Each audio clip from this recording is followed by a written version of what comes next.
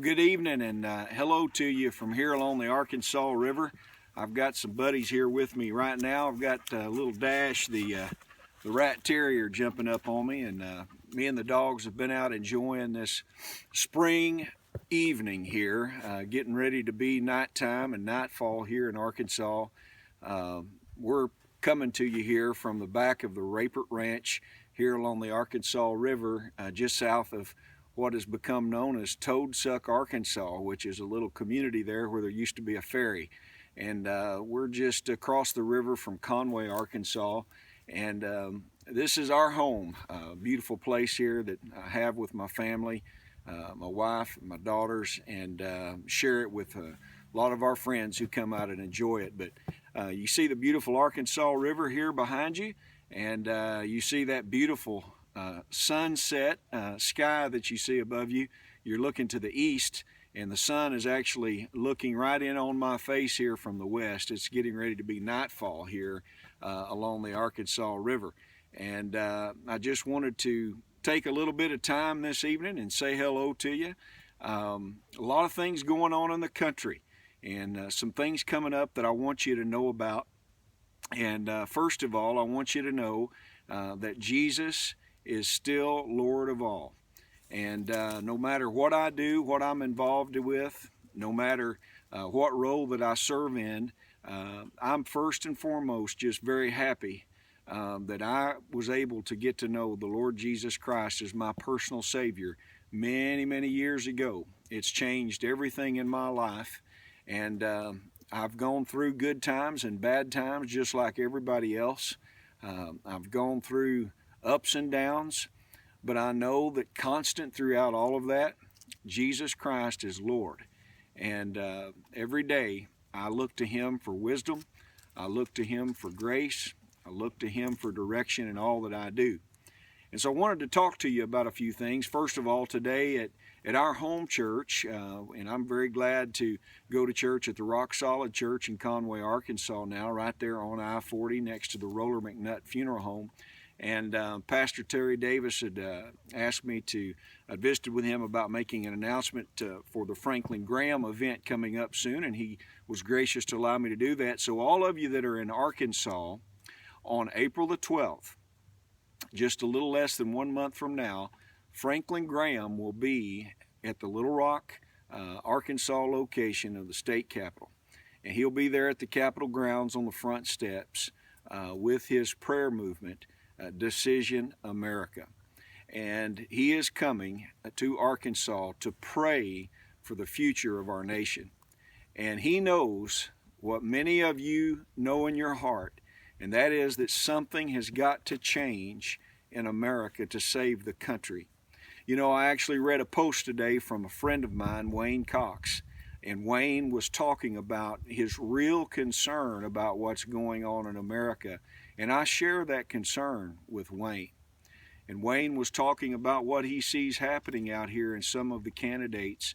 And folks, we really have come to a time, a real decision point.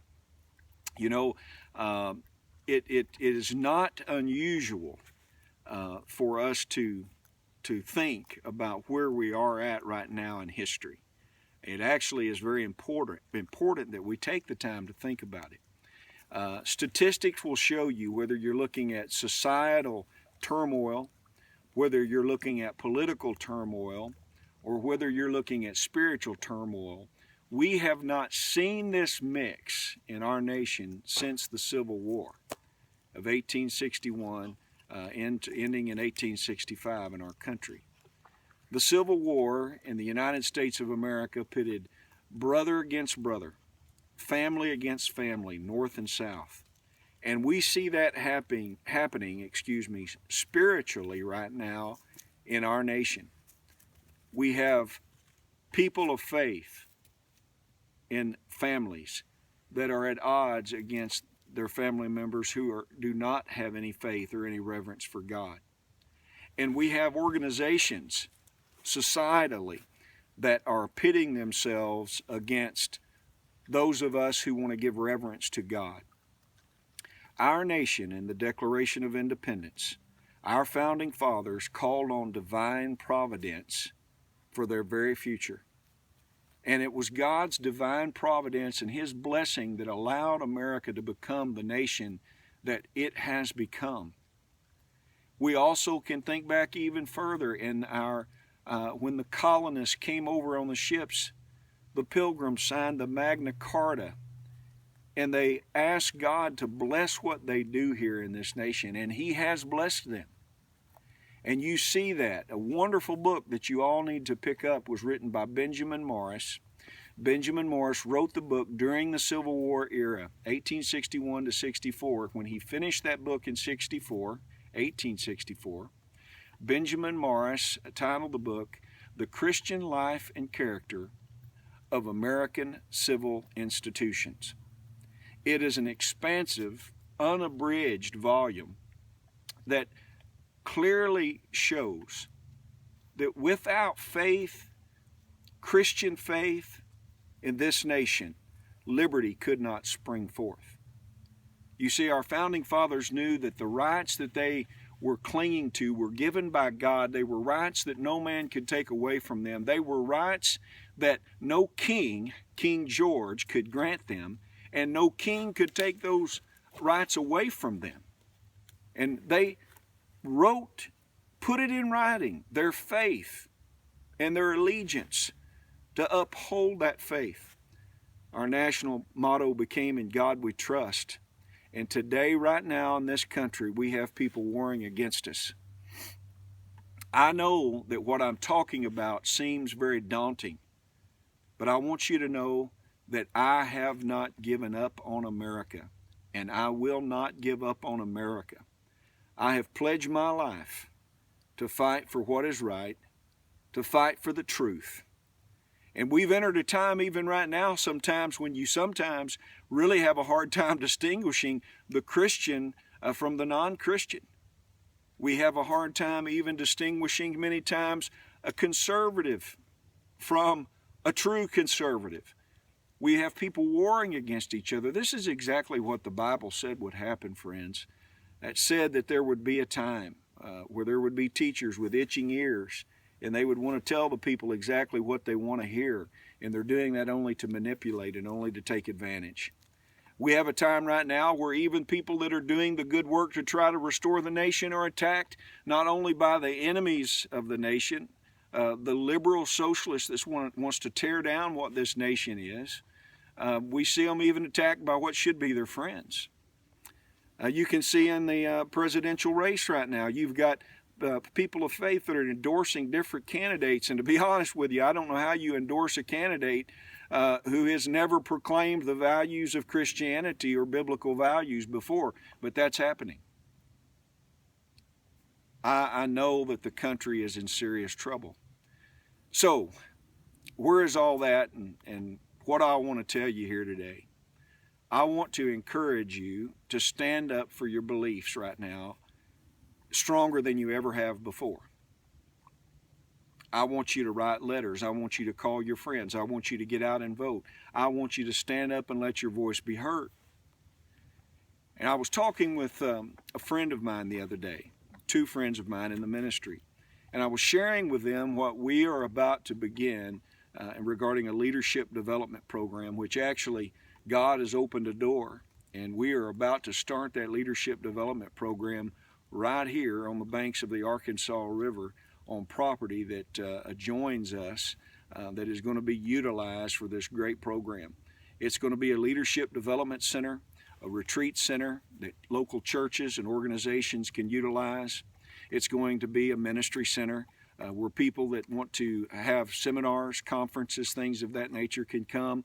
And the ambiance of this beautiful Arkansas River out here where they can river walk, prayer walk, ride horses, go fishing, and just enjoy the beautiful surroundings here along this river while they pursue the calling of God in their life. I just think it's going to be a beautiful place. But what we're doing is we know that we have to keep doing what my friend Ricky Skaggs told me to do, and he said, Jason, just keep leaning in on that plow and lean deeper and plow deeper and harder than you've ever plowed before. And that's what I'm doing, is I'm leaning in harder on that plow.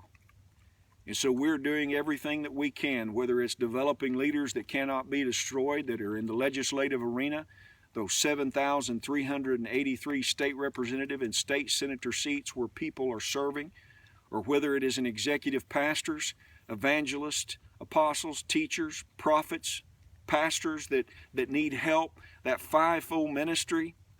We are working with them to make sure they know how to confront this culture that we live in and not be intimidated when people come against them. Not be intimidated when the American Humanist Association writes a letter to you from their legal defense fund, as they did me recently, and said, Jason, quit raising money for the 10 Commandments monument in Arkansas. They can't stop me from doing that, people. Their intimidation, their warnings, their threats are hollow. We have to take a stand in this nation. And what those two ministers told me that day when we visited that is so important, I just want to share with you. And one of the ministers said, Jason, when I hear this, you have slain the Goliath, you have slain Goliaths in the pro-life field. You have slain Goliaths in the marriage field when we stood up for marriage between a man and a woman here in Arkansas. And then now standing up for the moral foundation of law, which we believe is the 10 Commandments. It's a tenet, a moral foundation of law for Western American jurisprudence. He said, but what I think is happening is what you need to do and you're about to do is you're about to take that sword like David did. After Goliath actually fell, when David went out there and picked up a smooth stone and he slung that sling and swung that out, and it hit Goliath in the forehead and knocked him down, that wasn't the end of Goliath. The end of Goliath came when David came and he grabbed that sword and he cut the head off of Goliath and forever put to rest that threat. In many regards, when that gentleman said that to me, I thought of 1962 and that first decision when the Supreme Court began to try to take prayer and then Bible out of public school life. When one of our first public school textbooks was actually the Bible. Can you imagine that? And what he said made me think what's got to happen in America. We cannot continue fighting about who we are as a nation. We are one nation under God, indivisible. We are that nation who has a motto, in God we trust. Just as Ronald Reagan said, the moment that we discontinue being one nation under God is the very moment that we become a nation gone under. If you want to help us, you want to band with us, I urge you to go out to www.holyghostministries.org. That's our ministry website. Go out there, sign up to become a partner with us as we reinvigorate the foundations of America with the gospel of Christ and also with biblical servant leadership. I appreciate you, and I ask that God would bless you. And hopefully in the near future, when we're able to come give you another update, I hope you'll come and you'll join us here along this beautiful Arkansas River. God bless you.